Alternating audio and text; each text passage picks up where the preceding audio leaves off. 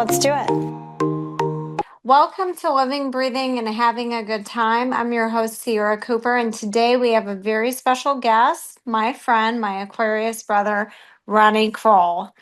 So, hi, Ronnie. How are you Hi, in Sierra. California? I'm Yes. So, good. I'm in Happy Labor sunny Day Florida. weekend. You're in California. I know. Happy Labor Day.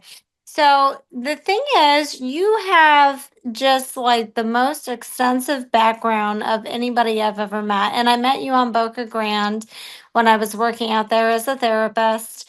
And you have such an infectious sense of humor. I instantaneously knew that I was going to be your friend for the rest of your life and probably follow you around and see what you're up to. So, you have a lot of really neat things going on in your life, but the transformation and the process has been a very lengthy process for you.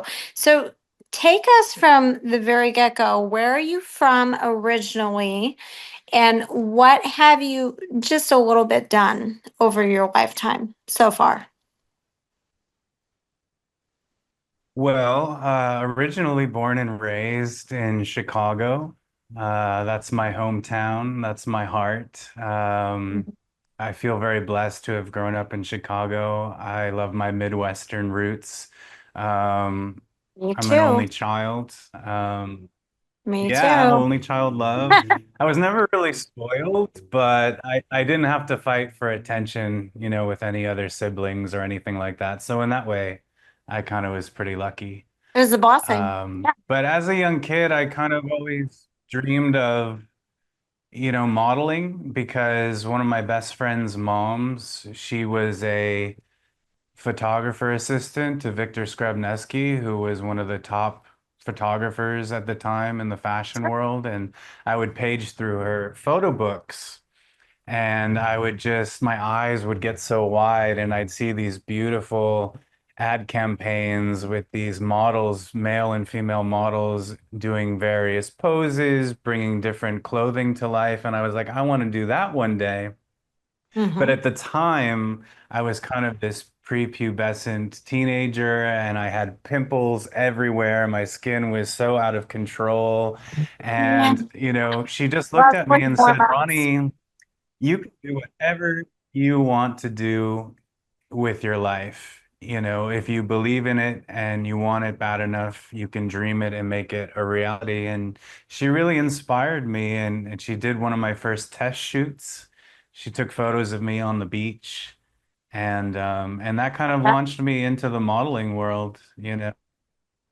And who all did you model for? Because I know you really worked so very hard at all your advertising and marketing. You were very good about that. You still are very good at really promoting your authentic self the way at whatever stage you're at. You let people see a new version of you. So who did you model for? Well, I mean, I modeled for a variety of designers that were up and coming in Chicago. That's where I really got my roots. And I started with Model Management. It was one of the premier Mhm. agencies in Chicago, in New York, and LA. But I really got my biggest opportunity when I got to be on Make Me a Supermodel, which was a reality TV show on Bravo I Network. remember that TV And show. that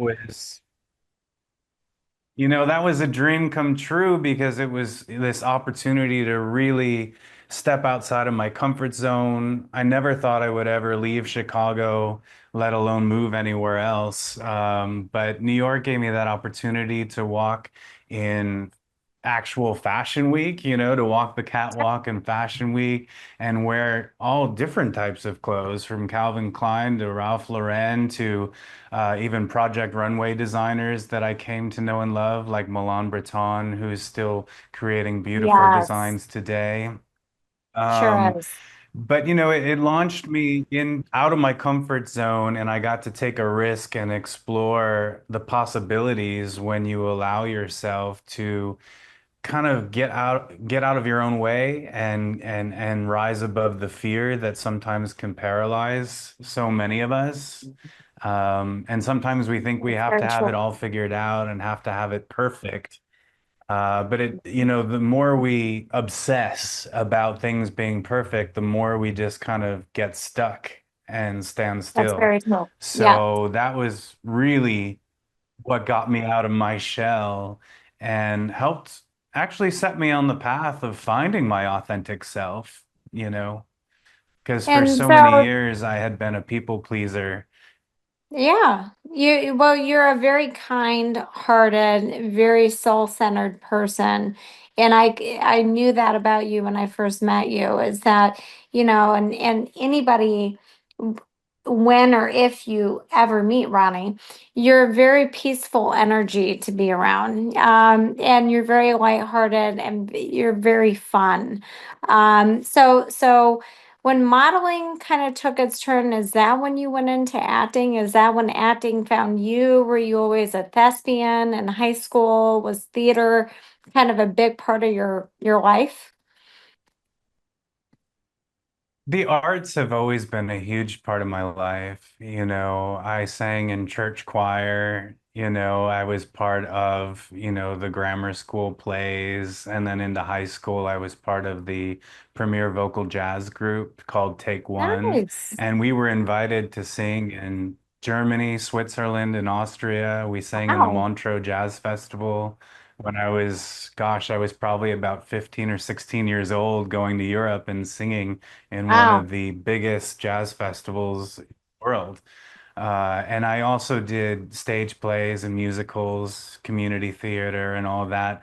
But as far as film and television goes, Mhm. Supermodel kind of launched that career into the film world. And then a film producer actually contacted me to audition for my first ever film that was shooting in Los Angeles for 30 days. And I auditioned in front of the production team via Zoom, Okay. and they hired me. And so I went to LA and filmed this kind of comedy, dramedy, kind of fun little tongue-in-cheek film called Eating Out. And the rest is really history. I fell in love with the weather here in Southern California. I got bit by the acting bug and I went back to New York. I packed my things and I moved. And it was a lot easier to move the second time because I had already done it once.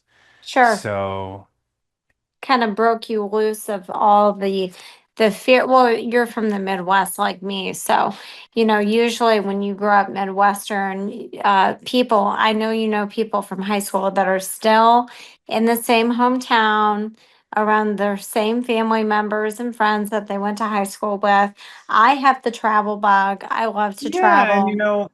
everyone has their everyone has their path to walk in life, Sure. and I have a great deal of love and respect for everyone back, doing their thing. It just Sure. for me, I just really wanted to see the world a little bit more and kind Me of too. explore and see what was out there. I think it was one of the greatest things that I've ever done was to challenge myself to move to New York and then to LA because as far as my path of being my most authentic self, I really consider Chicago to be my heart, and then New York helped me develop a backbone because it was a really, really tough Mhm. city to live in, and Sure is. East Coasters in general are very direct. They have Yes, they they are. don't sugarcoat anything. So you know exactly where you stand with New Yorkers for better or for worse. And so you got to really toughen up. You got to get a thick skin. And even in the modeling and acting industry, you have to take a lot of criticisms and you have to hear the word Rejection. no without taking it Mhm. personally.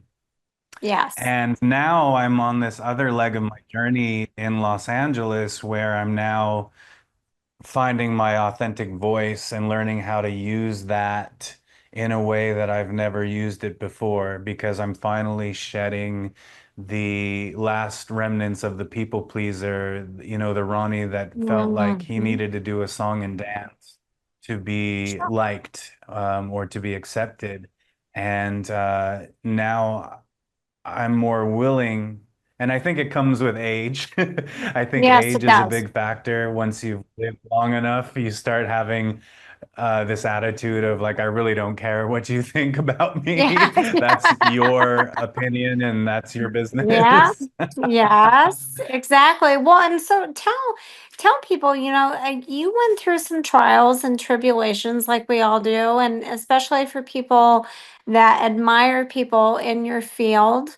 They look at people and they say, "Oh, I want to do this." But the work and the time and the effort, the criticism, what are some examples of trials and tribulations that have really kind of grown you and made you realize who you really are? There's been so many because it's really trial by fire. And when you take risks, you're opening yourself up to kind of putting a target on your back. And Mhm. when people start to see you succeeding, they're not always that happy for you. No, And you can come at things with a big heart, but sometimes, at least in my case, my naive nature, the things that were also some of my best qualities also became a you're hindrance right. to my ability to succeed because I didn't recognize it, but people were mistaking my kindness as weakness and taking Mhm. advantage of that. Mhm. And that again is where learning how to set some healthy boundaries for how I interact with people and what kind of behavior and treatment that I would accept from here on Mhm. out. And that takes Mhm. courage to be able to tell someone, hey, the way you're treating me is not okay, and this is the way I would like to be treated. And if that's not something that you can do, then we don't have to engage, you know.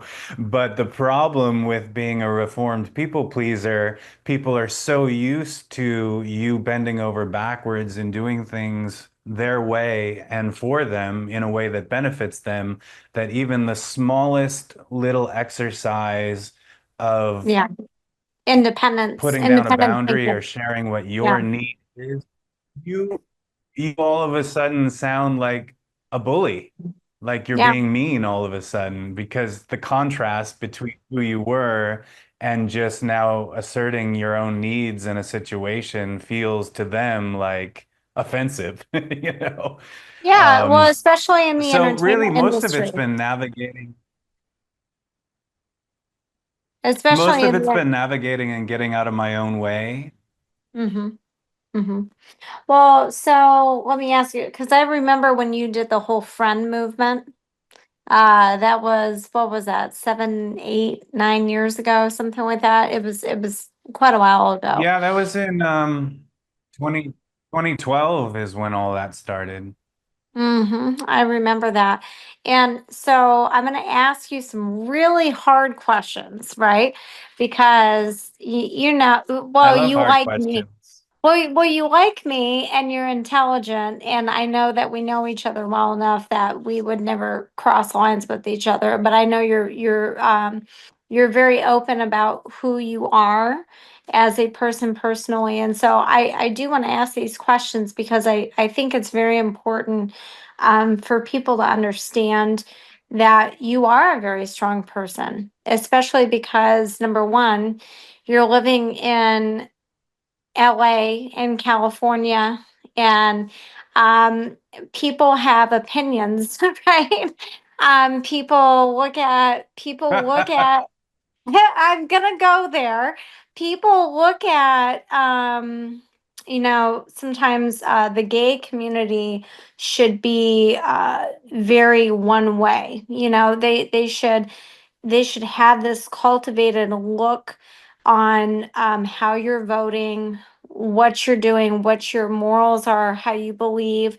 And I'm sure it was very hard for you to become who you were, but then now you've started this Rise with Ronnie show, and you've been, very involved in interviewing controversial people opposed to the community that you're affiliated with, especially in California. And then to combine it all, you're in the entertainment industry. And I know how hard that can be too. So, there's a lot of people that don't understand how confusing and how, like you put it, the bullying, the sabotaging, the looking down on you for coming out and saying, well, I vote this way, and yeah, if you want to label me, I'm in the gay community, but I am who I am, like it or not, correct? Well, that's a lot to unpack because It you've sure is. made a It lot sure of is. you've brought up a lot of very interesting points. Mm-hmm. And I think where I would start to speak to what you want to talk about here is that yes, I was born a man that happens to be gay.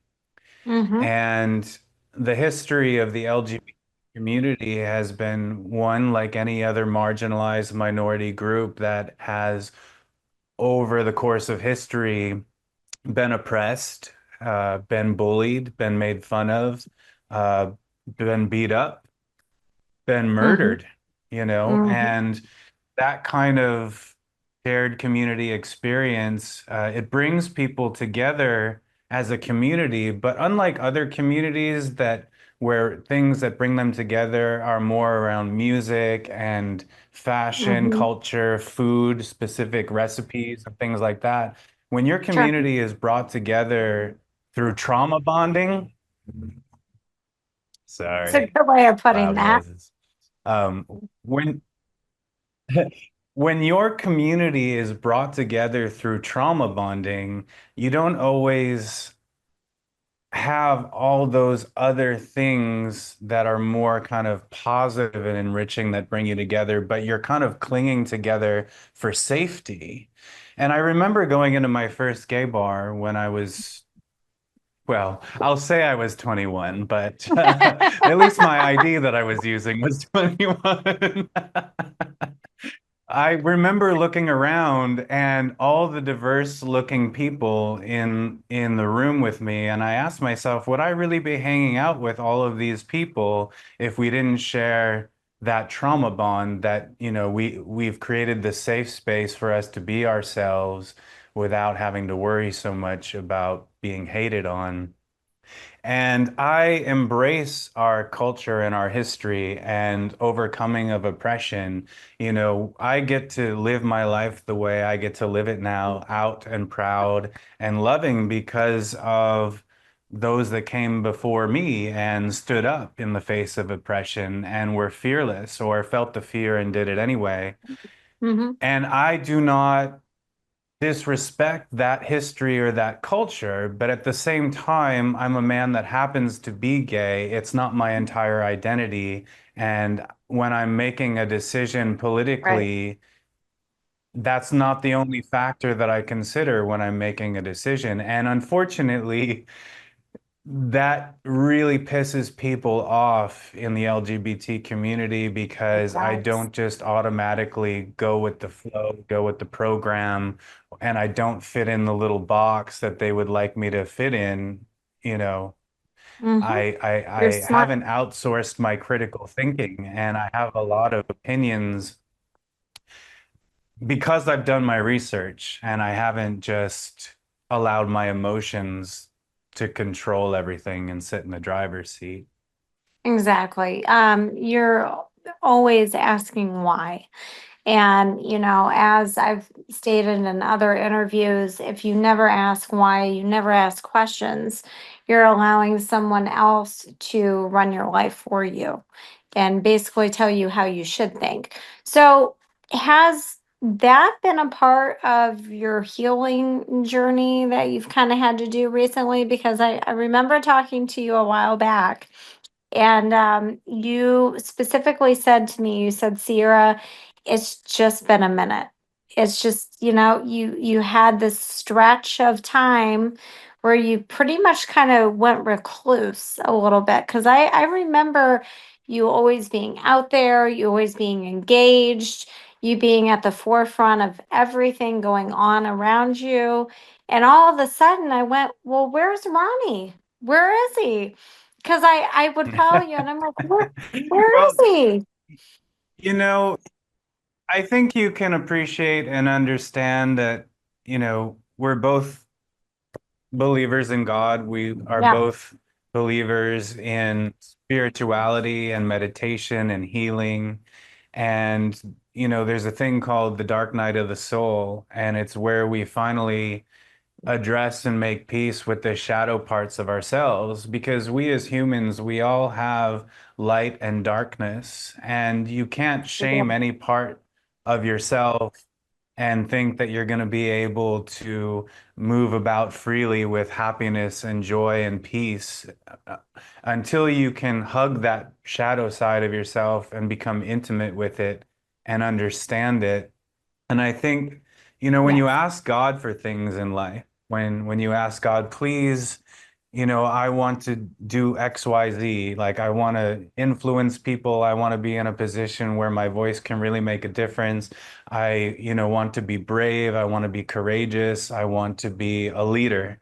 Well, God doesn't just give you it all on a silver platter. Isn't that the He truth? challenges us by throwing us to the wolves. Like he just throws us in there and he gives us Yes, he all of these does. tests not to harm us and not to set us up for failure, but rather to show us just how strong we are, and Mhm. to see how capable we are. And all those things, all those challenges that he puts on our path, that's to prepare us so that we're actually ready for the things that we've asked for. Because I wasn't ready back then, No, you weren't. and each No, you weren't. time you pass a challenge, you become more and more ready with that experience behind you. So, did you find that when you kind of went into like your little recluse mode, that when you're identifying, like you're saying, the shadow parts of yourself and your life and all this, did you wake up one day and realize how unhealthy you were in your mindset and in your living habits? Because I've done this, right? I went through a period of time like that.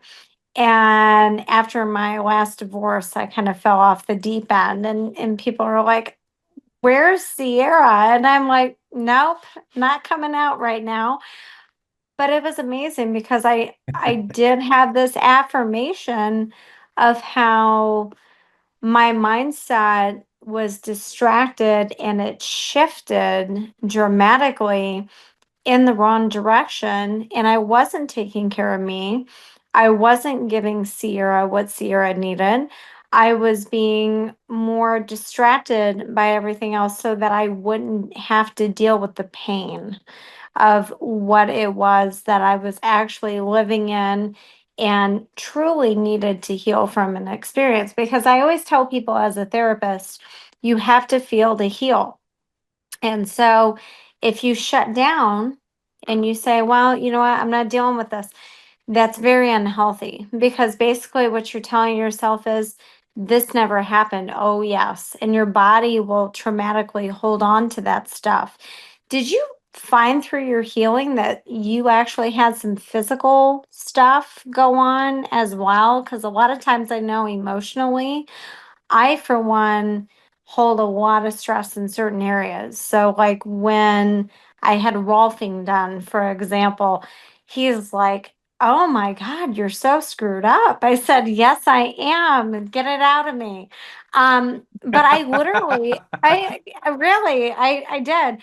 But literally, when he hit certain points, I'm like, the next day I woke up and I could feel emotions that triggered whatever that I hadn't processed yet. So did you go through some of that stuff when you were like letting go of all the stuff that wasn't serving you?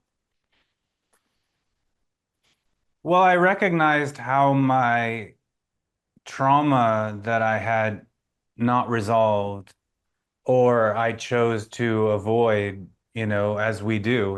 It can be Hmm. alcohol, it can be drugs, it can be Sure. porn, it could be gambling, it could be food, all these things that we use Sure. to kind of numb ourselves because in the moment it's self-soothing. Of Those course. addictions and the things that we kind of cling to are always as you know, the surface of what's really going on. Yes. And I finally started to realize just how powerful I was and how powerful my thoughts were and how the most courageous and brave thing I could do was stop numbing myself and actually sit and be with how I was feeling and look directly in the face of that shadow of those traumas and ask myself, why do you keep self-sabotaging? Why do you like what role am I playing in creating the experience that I actually don't like right now? Because we are creators and we have to recognize the universe responds to our frequency, our vibration, and our energy. So I had to ask Mhm. myself, if I'm not happy with a situation, what is it about my energy? What is it that I need to kind of shift or course correct on to Right, because to you'll keep manifest more of attracting what it. I really want? Hmm. Exactly. Right, exactly. So, now you've got a new show out. So tell us about your show and tell us about some of the people that you've interviewed and what really people need to really look for because you really need to follow him. He's really, really good. You you coming from a perspective, right? Because I think everybody needs to realize this. If we go about just meeting the opposite sex and never having that yin yang talked about because you did have Nina on your show and you can see even where there's differences there in thought process. There's similarities and there's differences. So what should people be looking for on your show? Tell us a little bit about that.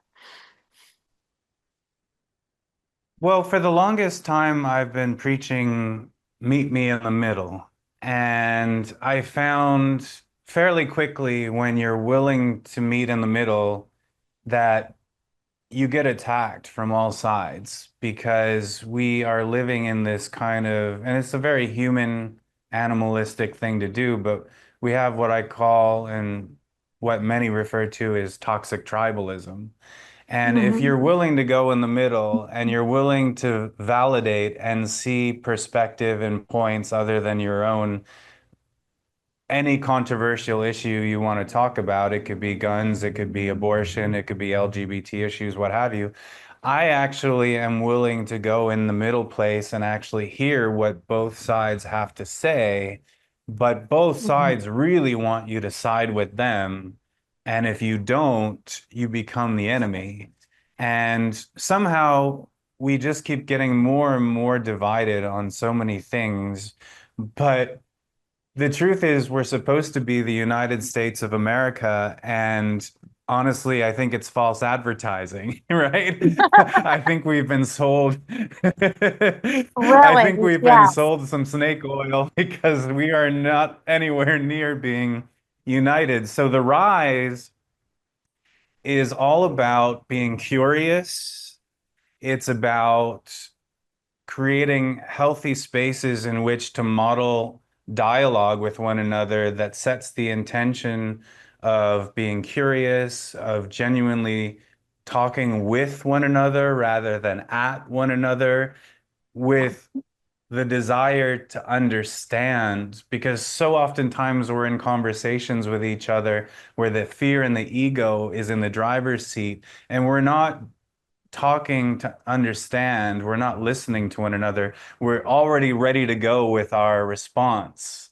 You could be Mhm. talking to me about your perspective and how passionate you are about a particular issue. But if I'm in my head already retaliating against you, I have no time to embrace how and why you feel a certain way. So the rise is about modeling those conversations it doesn't mean that we're going to agree on everything, but the one thing we absolutely must agree on is respecting one another.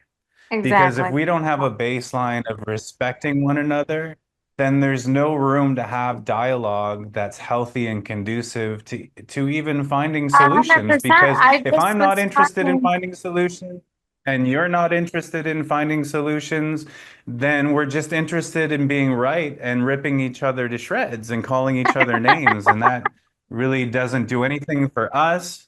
And You're so more nice. than Why would anything, it anybody doesn't want do to rip anything me to for our shreds? children.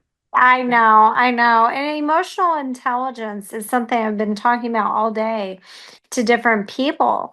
I just interviewed a guy where he's got a business. I got to put you in touch with him because you'd love to listen. And it's about sobriety. But it's also too about your EQ doesn't always equal your IQ, right? So he talks about emotional stability and emotional intelligence and communication, and the fact that people have no idea that listening is the highest form of intelligence. I read a book, and I will Yes. send it to you, by a monk, actually. He was a monk, and he took 13 years of not talking. Like he just didn't talk for 13 years. 13 years. And and he wrote a book about it, and he learned so much by not speaking. It was life-changing. It was a life-changing book. Um, so I love the fact that you're doing a show on communication because the mental health issues we have, the fact that nobody likes each other anymore. Everyone's always angry, depressed. I'm like, good God, like, I don't want to be depressed and I don't want to be deprived of friends. I like to talk. So, what do you Well, feel? and I don't want to live like that anymore. I don't want to wake up every day wondering, how terrible I'm going to feel. And so many of us are living in that fear and that misery, and we have all the politicians and their negativity, and we have the news Yeah, we media and their do. negativity, and you really can't escape it, you know? So if you're not seeing the world in which you would want to live in, you have to be a part of creating that. And that takes ownership and that takes responsibility because we are co-creators. So I have to be willing to say, you know, what's your ideal way of moving forward? And we can reconcile any differences that we might have between us and keep the conversation going. But that's not happening. We're just calling each other names and throwing bombs on the conversations and burning any bridges of that future ever being able to manifest itself. So, And do you? so many of us are just surviving, and I think we Yeah, need to shift out of, like, it's like when you have a manual transmission car and you got to know when to shift into the next gear. yeah. Like the engine is ready and we're all worthy and deserving of shifting out of survival mode into what leads me into my other project too, which is thrive, because it's time to start thriving, not only as individuals, but as a community, as a country, and survival it's not serving any of us anymore. It's not fight or flight is not living. Life is too short. I've said this multiple times. Life is too short. You're put here on earth for a reason. You've got productiveness to do. You've got people to help. You've got people to meet. And so the jealousy of some people, right? You were just talking about that earlier. You're doing great things with your life. You're not living in that or ruminating in that space that no longer serves you. So do you feel with this show, because I know you interviewed RFK, you interviewed how many interviews have you done so far? We're very much at the beginning, so I did Bobby Curious with Bobby Kennedy because I really wanted to understand, his desire to be president and what he would do to help the LGBT community, but the community at large. And then with Nina Bosky, she's a life coach, and we Mhm. spoke specifically to being your authentic self in the world of AI curated feeds and all these talking Uh, heads trying to tell us what to think and how to feel. So, how do you rise above that noise and be yourself, especially in a time of cancel culture as well? But my next interview is going to be with my new friend, Amy Simpson, who's the executive director of Humanity Heroes, which is serving the underserved homeless population here in Awesome. Los Angeles, California, as well as some other states. But I really want to dial into the homelessness issue because we talk I about it support that. until we're blue in the face. But it seems like even with all of the hundreds of millions of dollars in resources that are supposedly going to fix this problem, nothing is Mhm. being done. So I really wanted to go to the source and have an honest heart-to-heart conversation with someone who has boots on the ground, who really understands this issue intimately. And I want to learn from her and see if she has any suggestions on what we could be doing as a community to get people off the street, to get people the mental health that they need, to provide the services that they need. Because honestly, as someone who considers himself spiritual and religious in any way, I don't think that God or the universe wants us to treat our fellow brothers and sisters like this. I drive through Skid Row in Los Angeles, and there are literally people like I've been with there. body lice and open sores and no shoes, dirty, living in filth with garbage piled up, feces everywhere, and Been there. it's just it's not okay for anyone to live like this. And I know that, the everyday person feels kind of helpless, right? They feel like I don't even want to make eye contact with that homeless person because they feel Hmm. ashamed, like there's nothing they can do, or they Hmm. feel afraid maybe they're going to hurt me. So there's all of this stigma around it as well, but doing nothing is not an option. We have to hold our leaders accountable, for not being corrupt and Absolutely. misusing money. Um, Exactly. Yeah, no, I support the homeless. My businesses support the homeless.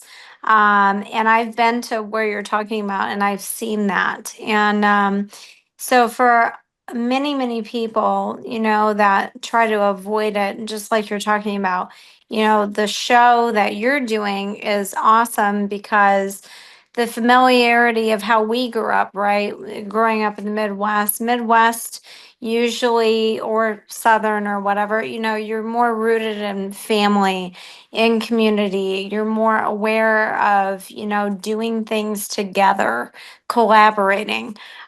Which the more people, the merrier, the better, because you get more done.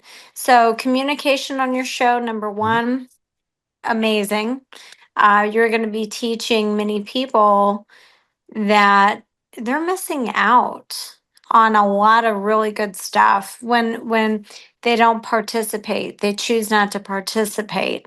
And then now this Thrive, which I think, I was going to ask you a while back. I need to order it just to try it out. But you went through like this whole because I just read your little feed on Instagram, like it really took you a long time to develop this, like to create this. And I know you're creative, so I get in these modes of like overly creative and I'm like, "Oh, I want to do it all. And let's choose this, let's choose that, blah blah blah." And then it's like, well, I don't know. Then you have a lot of options. So, did that happen to you? Because Thrive, by the way, is like for women and men. So what do you call it? Do you call it a perfume? yes, What do you call it? so it is a perfume extract. So it's a high potent. It's not your run-of-the-mill everyday eau de perfume or eau de toilette. Where it's very low concentration essential oils packed Hmm. with synthetics, where it's made to like announce your arrival and let people know you're there. and then it fades away fairly quickly. It's nothing like that. It's all natural. It's all natural essential oils, no synthetics. It's designed to be Yeah. healthy for you, mind, body, and spirit. And I've always been interested in fragrance and just the sense of smell in general because the Hmm. power of smell, it has the ability to take you back in time. It can It remind does. you of a loved one, it can remind Yeah. you of a date that you had or, um, an experience you were going through, whether that's a happier time or a difficult time. It has that ability to really evoke and touch you at an emotional level. And Oh, I kind of got to play mad scientist because I started it as a hobby 2.5 years ago, and I started tinkering around and saying, what can I do with this? What can I create? And much like yourself, I have many interests. I'm kind of yeah. ADD and obsessive compulsive, so I'm kind of all over the place. But I finally got dialed into this hobby and decided I'm going to make this a real tangible thing. And along the way, there was definitely setbacks.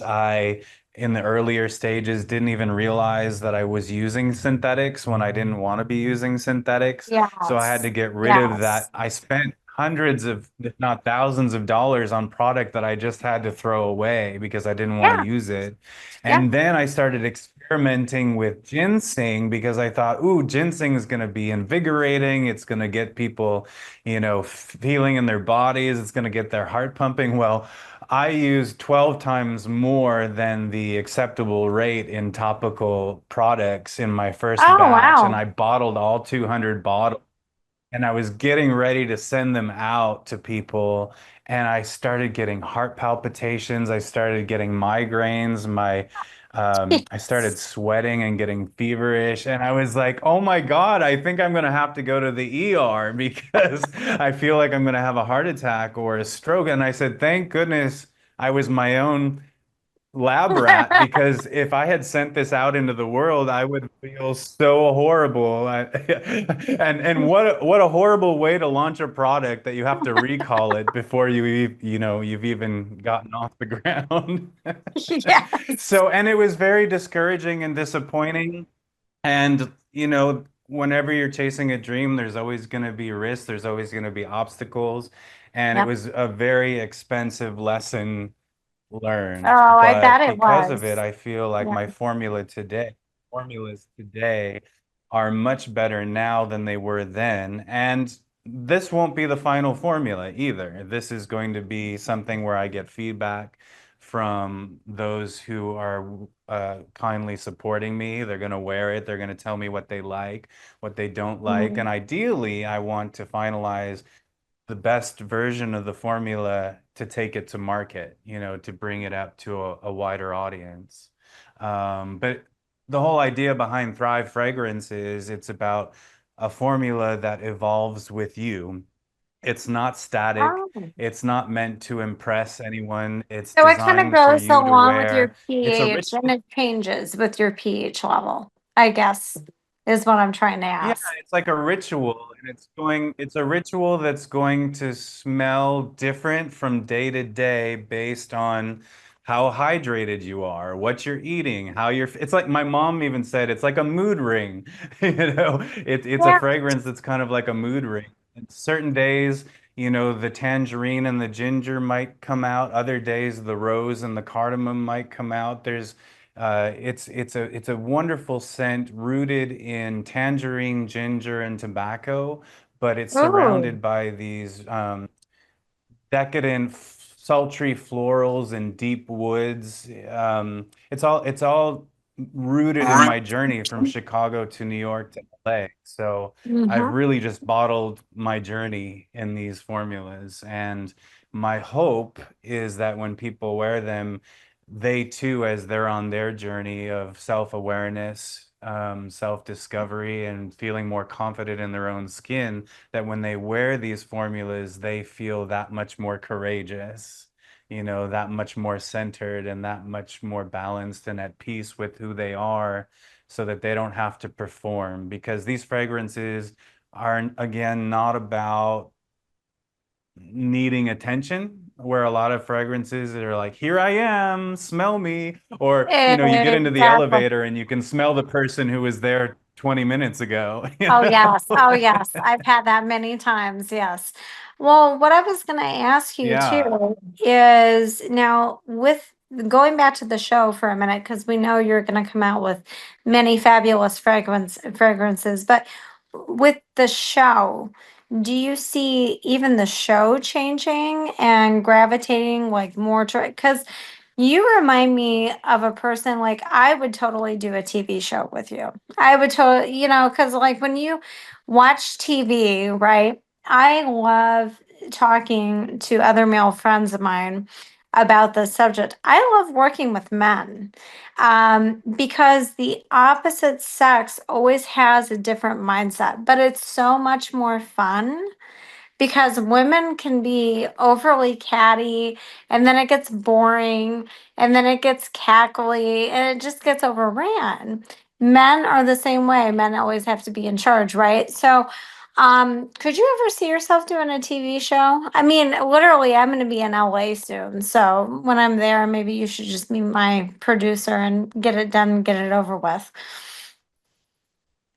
Yeah, yeah, who knows? I am at a point in my life where I have decided to stop muscling things or trying to over manipulate things, going back to shedding the people pleaser or having to have it all figured out. I'm allowing myself to dream and plant the seeds of what I want and then allow room for the Holy Spirit, allow room for the magic of the universe to uh, listen to what it is that I'd like to create and then to offer me opportunities and to speak to me in repeated angel numbers or speak to me in a song that I comes on have the that radio and all I'm the like, "Oh, there's time. my synchronicity."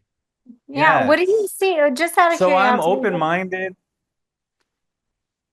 what do you see a lot in angel numbers? I have to pick your brain about this because I see those Oh, repeated wave of typically things. it's 333, 555, more oftentimes than not, and 444.